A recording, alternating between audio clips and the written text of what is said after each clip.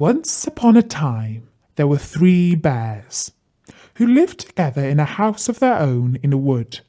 One of them was a little small wee bear, and one was a middle-sized bear, and the other was a great huge bear.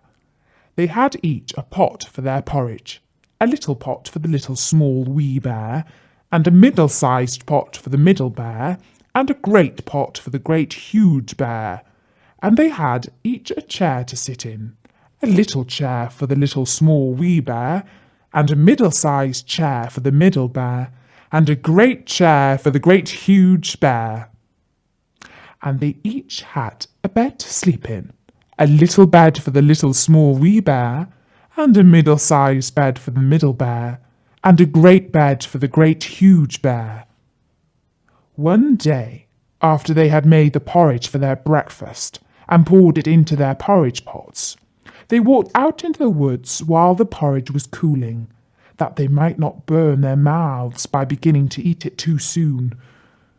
And while they were walking, a little girl came into the house.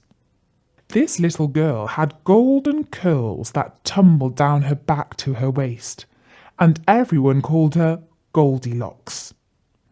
Goldilocks had been walking through the woods on her way to her grandmother, but she had taken a shortcut and lost her way. After wandering around the woods for a very long time and starting to despair of ever seeing her grandmama or her parents again, she came across a little house. She was very relieved, because she was certain that whoever lived in the house would help her. You see, she did not know that the house belonged to the 3 bears. Goldilocks went up to the house and knocked on the door, but nobody answered. After a while she looked through the window and saw the porridge on the table that the 3 bears had made for their breakfast. She said to herself, "Oh, how I wish I could eat some of that porridge. I'm so very hungry." Now, perhaps Goldilocks should have waited till the bears came home, and then perhaps they would have asked her to breakfast, for they were good bears, a little rough or so, as the manner of bears is, but for all that, very good-natured and hospitable. But Goldilocks did something rather naughty.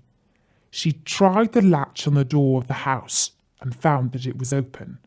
Because you see, the bears didn't expect that anyone would come along and steal their porridge, and so they hadn't bothered to lock the door of the house when they went out. Goldilocks went inside.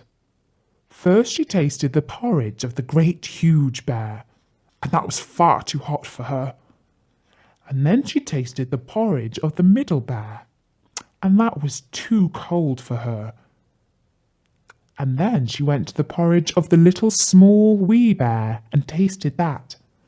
And that was neither too hot nor too cold, but just right. And she liked it so well that she ate it all up. Then the little Goldilocks sat down in the chair of the great huge bear, and that was too hard for her. And then she sat down in the chair of the middle bear, and that was too soft for her. And then she sat down in the chair of the little small wee bear, and that was neither too hard nor too soft, but just right. So she sat till the bottom of the chair came out, and down she came, plump upon the ground.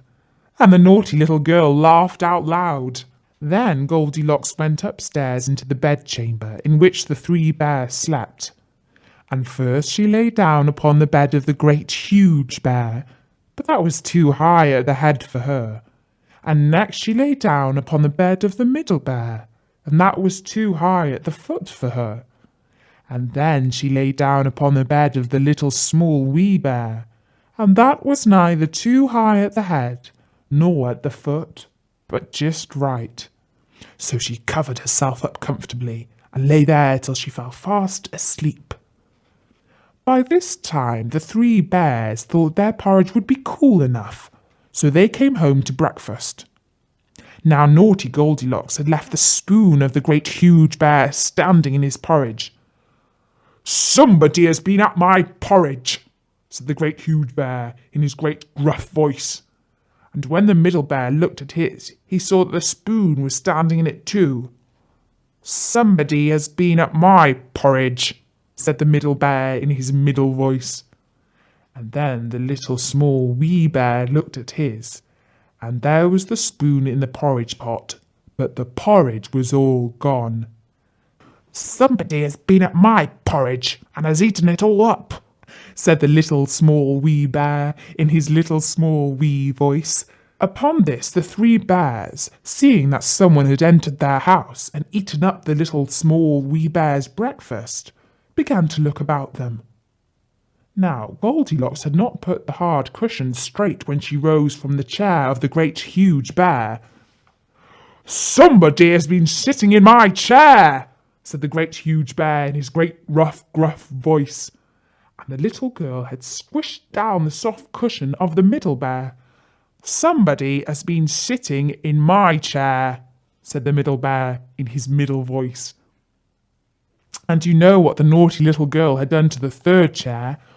"Somebody has been sitting in my chair and has sucked the bottom out of it," said the little small wee bear in his little small wee voice.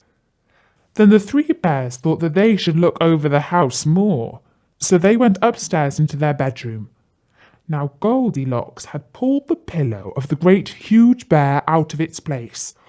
"Somebody has been lying in my bed," said the great huge bear in his great rough, gruff voice.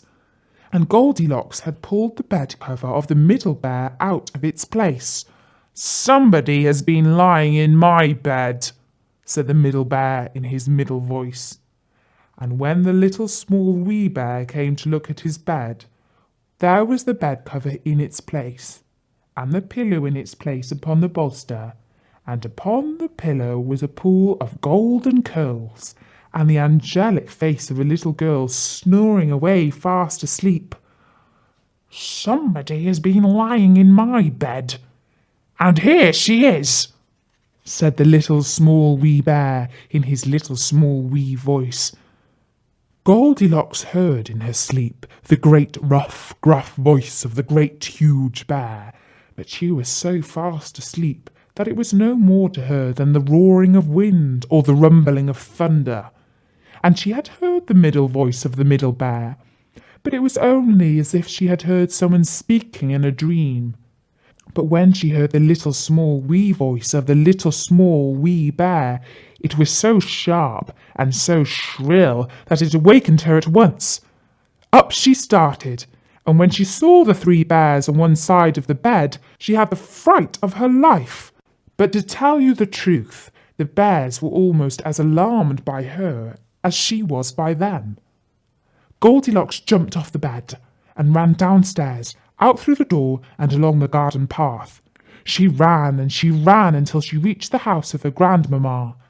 And when she told Granny all about the house where the three bears lived in the wood, Granny said, My, what a wild imagination you have, child."